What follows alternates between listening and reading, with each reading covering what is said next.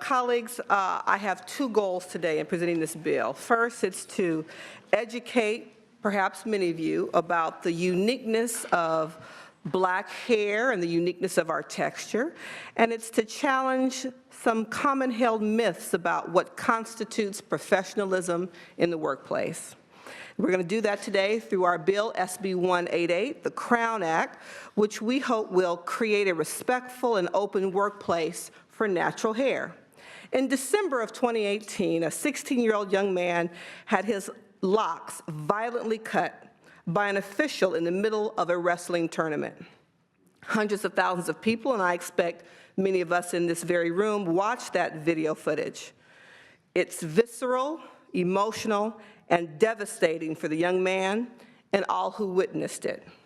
On that day, which I'm sure he and his family will remember for the rest of their lives, the referee, Alan Maloney, gave the child an ultimatum: lose your hair, and with that, your personal and racial identity and dignity, or lose the match, letting his team, coach, and school down. It was later determined, because that wasn't the first time he's wrestled on behalf of the school, that there is headgear that can be worn that many athletes wear to cover their hair, and that referee, for whatever reason, chose to not allow him to wear the headgear and required that his locks, at the moment, be cut without any consultation with his parents. He won the match, but some would argue his personal identity was called into question. That's a situation that no parent would want to force on their child, and certainly no teacher, coach, or mentor ever should. It was shocking for me to witness. And that certainly was not the first time a person of color in America was forced to choose between their racial or ethnic identity and their academic or professional advancement. There are many cases of black employees and applicants denied employment or promotion and even terminated because of either their cornrows, braids, or locks. I have heard heartbreaking reports of young black girls humiliated and sent home from school because their hair was deemed, quote, unruly and a distraction to others. Can we truly say equity exists when our children are denied the right to remain in class and learn because of the characteristics, the natural characteristics of their hair? Where is the justice when black men and women are denied access to economic advancement because of the way they choose to wear their hair?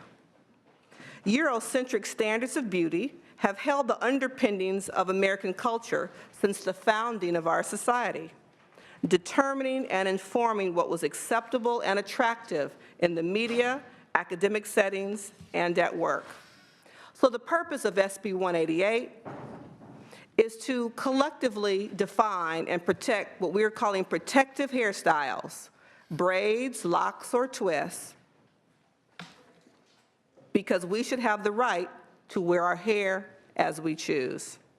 The courts in EEOC versus Catastrophe Management Solutions, in Rogers versus American Airlines, Inc., in Pitts versus Wild Adventures, Inc., and many other cases have ruled to allow workplace discrimination against any presentation of natural hair that is not an afro. An afro is currently a protected category. We are not talking about truly distracting hairstyles. Depends on your perspective. Rainbow-colored tresses or pink mohawks. We're speaking of groomed hairstyles like my locks that would, without question, fit an image of professionalism if bias or negative stereotypes were not involved. These supposed race-neutral workplace grooming policies that banned braids, twists, cornrows, or locks may apply to employees or applicants of all races. However, they have a disparate impact on black men and women. This means these policies are far more likely to exclude black individuals from the workplace than people of any other race. Many black employees will tell you, if given the chance, that the struggle to maintain what society has deemed a professional image while protecting the health and integrity of their hair remains a defining and paradoxical struggle in their work experience, not usually shared by their non-black peers. Black employees should not have to conform to a non-inclusive idea of a professional image at the expense of their personal choice or even the health of their hair. It's 2019, and any law that sanctions a job description that immediately excludes me from a position or anyone else that chooses to wear their hair in its national form, not because of my capacity to do the job, but because of how I choose to wear my hair, is long overdue for reform. I have here with me today Professor Wendy Green from Samford University School of Law in Alabama. We're also joined by a licensed cosmetologist, Akila Hatchfall, who owns a salon here in Sacramento and whose entire clientele are people who choose to wear their hair naturally. Let me say that Wendy is the leading expert on hair discrimination cases and was quoted in the EEOC versus CMS court opinion. I ask that you give them the time allotted to speak, and I ask for your aye vote on SB 188. Good afternoon, Madam Chair and committee members. My name is Wendy Green, and I am a leading anti-discrimination law scholar, teacher, and advocate. I graduated from Xavier University of Louisiana with an honors in English and a double minor in African American Studies, as well as Spanish. I also earned my Juris Doctorate from Tulane University School of Law and a Master's of Law degree from the George Washington University School of Law, where I specialized in comparative slavery and race relations and employment discrimination law. I have spent much of my career as a law professor and scholar advocating for greater awareness around and civil protections for individuals who suffer discrimination due to these unchecked discriminatory grooming policies in workplaces and beyond, namely policies that stigmatize natural hairstyles as unprofessional, distracting, extreme, excessive, and unkempt, policies that require African descendants to cut off their hair simply because of the way it naturally grows, or in the cases of African descendant women and girls, grooming policies that require that they don straight hair, usually achieved through toxic chemicals, extreme heat styling, wigs and weaves, which are oftentimes expensive and time-consuming to maintain. Moreover, they often result in permanent hair and scalp damage, as well as permanent and/or temporary hair loss. Natural hair bans leave African descendant women and girls in a precarious catch-22. Either don your natural hair at the risk of lawfully being deprived of employment and/or an educational opportunity, or don straight hair at the risk of enduring consequential harms to your psychological, physical, and physiological well-being. As Senator Mitchell mentioned, much of my scholarship and advocacy has focused on critiquing federal court decisions that fail to treat workplace bans against African descendants' natural hairstyles as race discrimination. And this is largely due to an application of an outdated rule called the immutability doctrine. And I can save that for later if you have any questions about that. But under that doctrine, as Senator Mitchell mentioned, federal courts have proclaimed that afros are an immutable racial characteristic. And what happens with this hair-splitting distinction, it engenders an unjustifiable outcome. If an employer denies an African descendant a job because she adorns an afro, the employer engages in unlawful race discrimination. However, the moment that same employee twists, locks, or braids her afro and suffers adverse treatment on those grounds, the employer's discrimination is deemed lawful and beyond the scope of federal civil rights statutes. And what this particular bill does is it fills the gap here with respect to protection for race discrimination plaintiffs in these grooming codes cases. And so based on California's history of standing strong in its protections for workers and equal opportunity for all, there really is no better state to not only have this discussion, but also to take meaningful action toward correcting this inequality under the law. Good afternoon, Madam Chair and committee members. My name is Akila Hatchett-Fall. I'm the owner and operator of Sacred Crowns, which is downtown Sacramento. I have 350 clients, and I've been practicing for 30+ years. Our hair is more than a hairstyle, it is a lifestyle. And without being, and I have had numerous times where people have come in and said, I've got to get a job. I've been out to several interviews and have not been able to get a job, so I've had to cut their locks off or cut off their hair in some natural way so that they could go and damage their hair by doing perms or other thermal texturizing or something else that would actually cause problems for them later on. And they still didn't get the job. So I really think that it's important that we really look at this, because it's important for us to be able to, everyone to be able to attribute who they are. Our hair, for many years, generations, centuries, our hair is what has defined us as African people.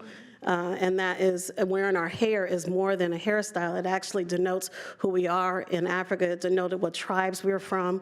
It denoted what kind of job we have, what kind of family we're from. So it has not changed. That is one thing about our culture that we've been able to survive through the 400 years of oppression and being subjected to white supremacy as well as Eurocentric standards of beauty. So being able to wear our hair natural is important. I deal with this every single day in terms of people having their hair done natural. I'm a cosmetologist by trade as well as a loctician. A loctician is someone who locks or twists or braids natural hair.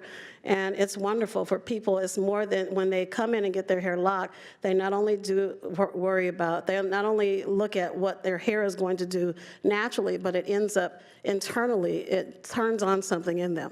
And that actually gets them to internally find out more and blossom for who they actually are as a people. So being able to, not being able to do that and get a job or not being promised a job is just not something that, it's been a practice, but it's not something that people should be subjected to. Senator Mitchell, would you like to close? I'd love the opportunity. Thank you very much. I appreciate the inquiry and you all allowing us to have this very delicate and political issue. You know, Black people, we've used our hair, our natural hair. It's been used to empower us, and it's been used against us. Many of you, us who are old enough to remember the Black Power movement, and when wearing our hair natural and afros really reflected a sense of cultural pride.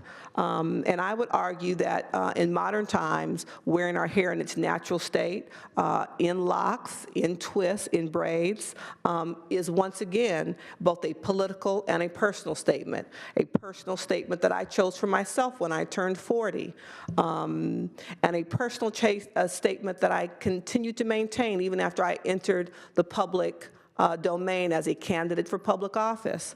Again, as I say, you would be surprised at the number of calls and letters I've received from parents, even here in Sacramento, of young people who've been teased and taunted about their choice to wear their hair in its natural form. I think this bill, which will set a precedent nationwide, is certainly timely, and it creates another opportunity for us to educate each other about cultural choices that we all make. I'm proud to wear my locks. I think it's important to understand, some people may assume, well, you know, if you have to make some small alteration to get a job, why wouldn't you? To lock one's hair is a timely process. It is a permanent process. To no longer have locks, I'll have to cut them off.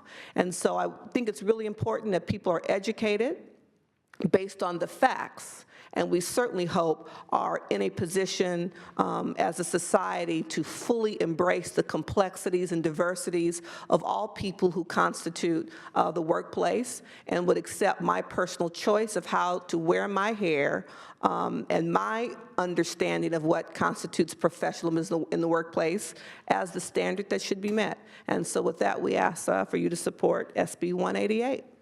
The current vote count is 6-0. Please call the absent members. Borges. Wachowski. Aye. Wachowski, aye. 7-0. That bill is out.